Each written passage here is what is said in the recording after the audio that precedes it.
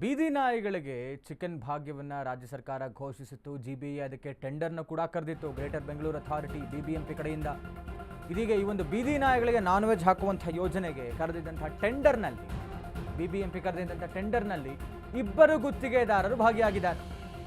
NGO ತಾಳಕ್ಕೆ ಕುಣಿತಾ ಇದೆಯಾ BBMP ಅನ್ನುವಂಥ ಪ್ರಶ್ನೆ ಬರ್ತಾ ಇದೆ.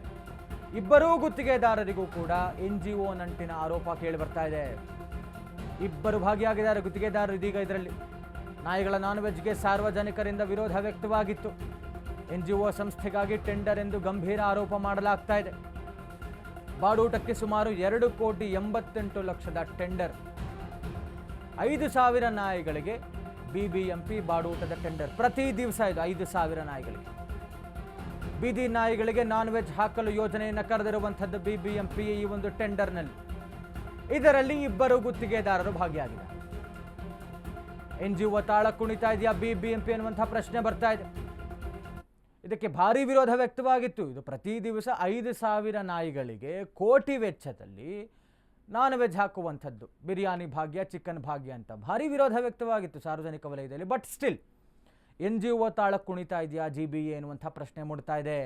ಇದರಲ್ಲಿ ಕರೆದಿರುವಂಥ ಟೆಂಡರ್ನಲ್ಲಿ ಇಬ್ಬರು ಗುತ್ತಿಗೆದಾರರು ಭಾಗಿಯಾಗ್ತಾ ಇದ್ದಾರಂತೆ. 2,88,00,000 ಟೆಂಡರ್ ಇದು. ಪ್ರತಿ ದಿವಸಕ್ಕೆ 5,000ಕ್ಕೂ ನಾಯಿಗಳಿಗೆ ಅಂತೆ. ಅದು ಕೂಡ ವಲಯವಾರು.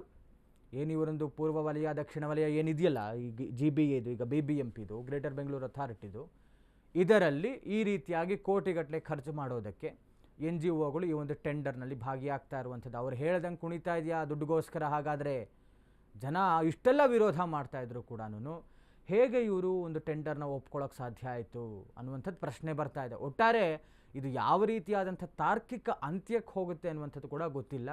ಒಂದು ಕಡೆ ಬೀದಿ ನಾಯಿಗಳ ಹಾವಳಿಯನ್ನು ಇದೇ ಸರ್ಕಾರದ ಗಮನಕ್ಕೆ ತರ್ತಾರೆ. ಹಾಗಾಯಿತು ಹೀಗಾಯಿತು ಅಂತ ಮಾಧ್ಯಮಗಳು ತೋರಿಸ್ತವೆ.